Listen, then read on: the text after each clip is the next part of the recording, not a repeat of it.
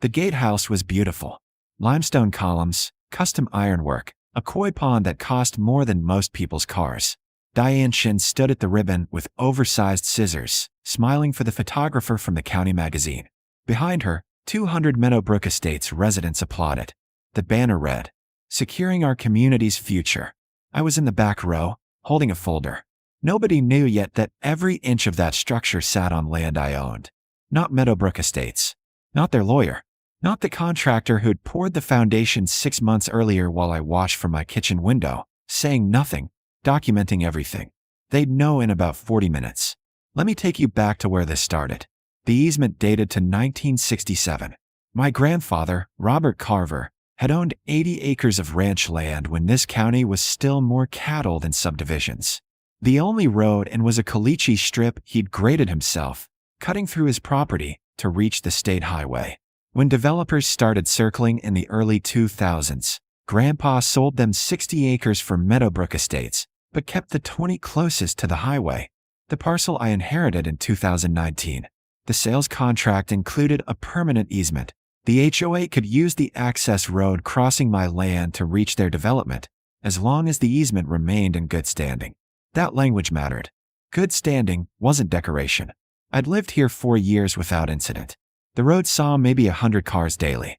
I maintained my fence line, kept my cattle operation small, and never interfered with access. The HOA sent annual acknowledgement letters confirming the easement terms. Professional, distant, fine. Then Diane Shin became board president. She'd moved to Meadowbrook from California with tech money and big ideas. At her first board meeting, she announced a community enhancement initiative, a gated entrance with a guardhouse, security cameras, and controlled access to preserve property values and ensure resident safety. The plans went up on the HOA website in January. Architectural renderings showed a structure spanning the full width of the access road, right where it crossed onto my land. Beautiful, permanent, expensive. I opened the easement document that night and read it twice. The next morning, I called Tom Briggs. He'd handled Grandpa's estate and knew this land's history better than anyone. I explained what the HOA was planning. He asked one question.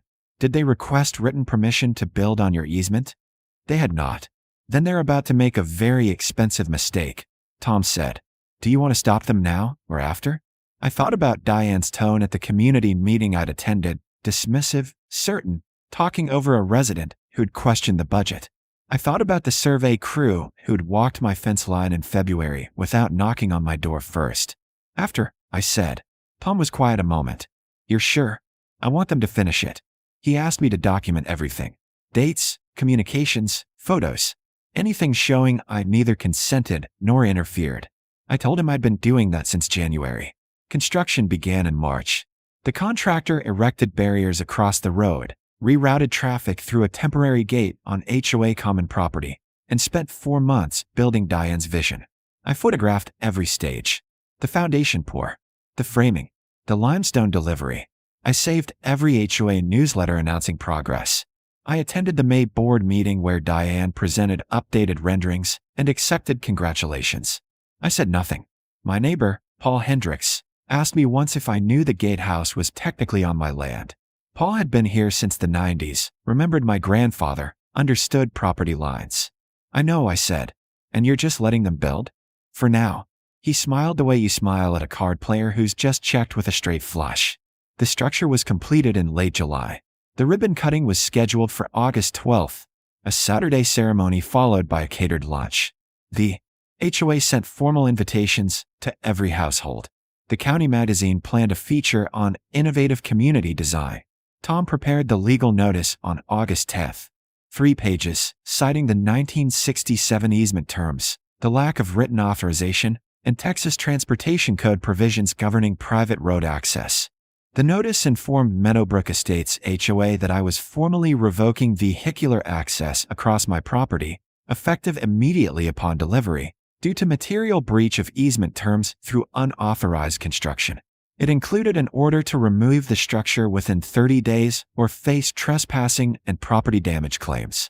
Tom filed copies with the county clerk and sent certified copies to the HOA's registered agent, their attorney, and Diane Shin personally. Delivery was scheduled for August 12th at 2 p.m. The ceremony started at noon. I arrived early, parked near the back, and watched residents gather. The gatehouse gleamed. The koi swam lazy circles. Someone had planted roses along the foundation. Diane's speech lasted 12 minutes. She thanked the board, the contractor, the visionary residents who understood that security is an investment in our children's future. The photographer captured the ribbon cut from 6 angles. Applause echoed off the limestone. At 2:07, a process server in a blue sedan pulled up to the gatehouse and asked for Diane Shen. Diane's smile didn't fade immediately. She saw the process server approaching with a clipboard and probably assumed it was another vendor document, some final permit certification. She excused herself from the photographer and walked over with the confidence of someone whose morning had gone exactly as planned.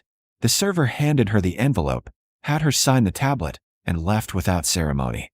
Diane opened it standing 10 feet from the new koi pond. I watched her face cycle through confusion, annoyance, then something colder and sharper as she reached the second page. Her eyes moved back to the top. She read it again. Then she looked up and scanned the crowd until she found me. I didn't wave. She walked directly toward me, envelope in hand, heels clicking on the fresh pavement. Several residents turned to watch. Paul Hendricks, standing near the temporary bar setup, caught my eye and raised his glass fractionally. "Mr. Carver," Diane said, voice tight but controlled. "I need to speak with you privately." "Here is fine. This document claims we built on your property without permission." "That's correct. The access road is an easement. We have legal right to use it." "You have a legal right to cross it," I said. "You don't have a right to build permanent structures on it. The easement terms are specific. Any construction requires my written authorization. You never asked." Her jaw set. "This is community property. The road serves Meadowbrook residents. The road crosses my land. The 20 acres surrounding it are mine.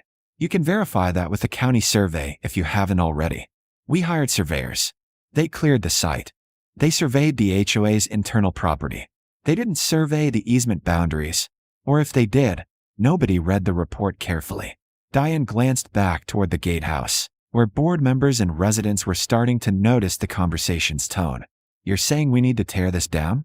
"I'm saying you built it on land you don't own, without permission, and I'm revoking the access easement until you remove it. There's a 30-day timeline in the notice. You can't revoke access. The entire community uses that road. I can when you breach the easement terms. Your attorney will confirm that." Her voice dropped. "What do you want?" "I want the structure removed from my property. This cost $400,000. Then you should have spent $500 on a lawyer before you broke ground." Her face flushed. "This is harassment. You sat back and watched us build this for months. You could have said something in January. I wasn't required to stop you from making a bad decision. You were required to get my permission before you started. You didn't." Diane turned and walked toward Martin Cross, the HOA's attorney, who'd been standing near the catering table talking to another board member. She handed him the notice without preamble. I watched him read it, his posture shifting with each paragraph. Martin looked at me once, then pulled Diane aside for a conversation I couldn't hear but could read in body language.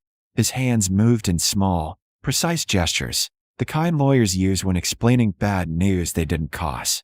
Diane's voice rose once, sharp enough to carry. "There has to be something." Martin shook his head. The ceremony dissolved gradually. Residents drifted toward their cars, glancing at the gatehouse, at Diane and Martin in tense conversation, at me still standing near the back with my folder. The photographer packed up early. The catering staff started breaking down tables. Paul stopped beside me on his way out. "You're going to be the most hated man in Meadowbrook for about 2 weeks, he said quietly. "Then people are going to remember Diane pushed through that assessment increase to pay for this without a proper vote. I'm not trying to be hated or liked. I know. That's why this'll work." The HOA held an emergency session 3 days later. Martin Cross presented his legal analysis, and according to Paul, who had friends on the board, it was unequivocal. The easement language was clear. I had property rights they'd violated, and revoking access was within my legal authority under Texas law. Diane argued for litigation. Martin told her they'd lose and pay my legal fees on top of their own. The board voted to open negotiations. Tom and I met Martin Cross and 2 board members, not Diane, at a conference room in town the following week. Martin opened by acknowledging the easement breach and asking what resolution I'd accept. Remove the structure, I said. Restore the road to its previous condition. Provide written confirmation that any future construction within the easement boundaries requires my advance written consent. The Gatehouse is a significant community asset, one board member said carefully. Is there a compromise that allows it to remain? Not on my land. What if we purchased the land under the structure? A narrow strip, just enough to, I'm not selling. Martin made notes. If we remove the structure, will you reinstate easement access immediately? Once removal is complete, and I've inspected the site, yes. And the easement terms return to the original 1967 language? With one amendment, Tom said, sliding a draft across the table. Any construction, modification, or permanent installation within the easement boundaries requires Mr. Carver's written approval 30 days in advance. Breach results in automatic access revocation. Martin read it. This is reasonable. He looked at the board members. I'd advise accepting. They caucused briefly, then agreed. Diane sent me one email after the meeting. Subject line, reconsider. The message accused me of damaging property values, punishing residents for board decisions, and acting out of spite. She offered to personally apologize if I'd withdraw the revocation and allow the Gatehouse to stand. I didn't reply. Tom filed the signed agreement with the county on August 31st. Demolition began September 2nd. The contractor arrived at dawn with an excavator and 2 flatbed trucks. I washed from my porch with coffee, the same spot where I'd watched them build it. The process was faster in reverse. 18 hours to erase 4 months of work. They removed the koi first, carefully, netting them into tanks. Someone had apparently lobbied to rehome them rather than let them die when the pond was drained. Small mercy.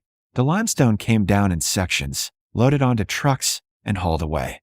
The ironwork was cut apart with torches, metal screaming as it separated. By noon, the roof was gone. By evening, it was just a concrete pad and rebar skeletons. Paul walked over around sunset. Diane resigned this morning. I looked at him. Sent a one-line email to the board. Effective immediately. No explanation. He leaned against the porch rail. Martin apparently told her the membership was discussing a recall vote. She decided to leave before they could remove her. Who's taking over? Bill Schaefer, the VP. He's already saying the Gatehouse was premature and that the board needs to rebuild trust through transparent process. Paul smiled faintly. Which is politician speak for, we're not doing anything expensive for a while. The demolition finished the next day. They hauled off the concrete, graded the soil, and reseeded the disturbed ground. The access road looked like it had before January, a little newer in one spot, but functionally identical. I walked the site after the crew left. No debris, no damage beyond what restoration had already addressed. They'd done it properly. I signed the reinstatement notice that afternoon. Tom filed it with the county, and the easement reverted to active status. Traffic resumed the following morning. Same cars, same route, no Gatehouse. I got exactly 3 pieces of hate mail, all inside. One accused me of punishing families. Another called me a tyrant. The third just said, "Hope you're proud of yourself." I also got 4 letters thanking me. One from a resident who'd opposed the Gatehouse assessment and been shouted down at a board meeting. 2 from people who'd questioned the costs and been ignored. One from a widow on a fixed income who said the assessment had strained her budget and she was grateful someone had finally pushed back. I kept those. The county magazine killed the feature story. The photographer's images of the ribbon cutting never ran. The HOA's website quietly removed all references to the security enhancement project.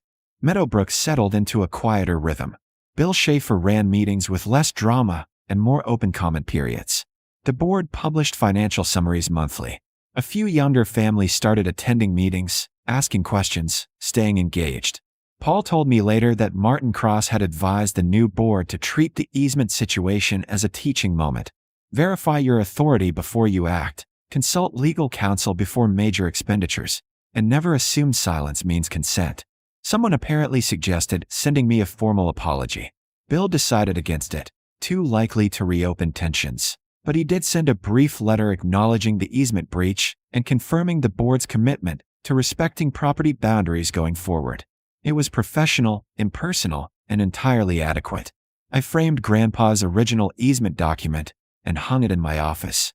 Not as a trophy, Just as a reminder, he negotiated that language in 1967 because he understood something essential. You can be generous with access and still protect what's yours. The two aren't contradictions. The land he left me wasn't just dirt and grass. It was a lesson in boundaries, the legal kind and the personal kind. You don't have to stop someone from making a mistake, but you don't have to let them bury that mistake on your property either. 6 months later, I saw Diane at a grocery store in town. She was in the produce section, picking through avocados. We made eye contact briefly. She nodded once, expression neutral, and turned back to her shopping. I nodded back and kept walking. No words needed. We both said everything that mattered in August. The access road still crosses my land. 100 cars a day, maybe more. I see them from the kitchen window when I'm making breakfast, a quiet stream of neighbors heading to work, to school, to wherever their lives take them. They're welcome to cross. That was always the deal. They're just not welcome to build. The easement's amended terms sit in a fireproof safe in my office, signed by all parties, filed with the county, clear as Sunday morning.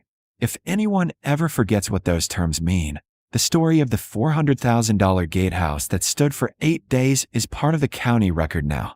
Some lessons you learn from books. Some you learn from watching limestone columns come down piece by piece because someone confused access with ownership.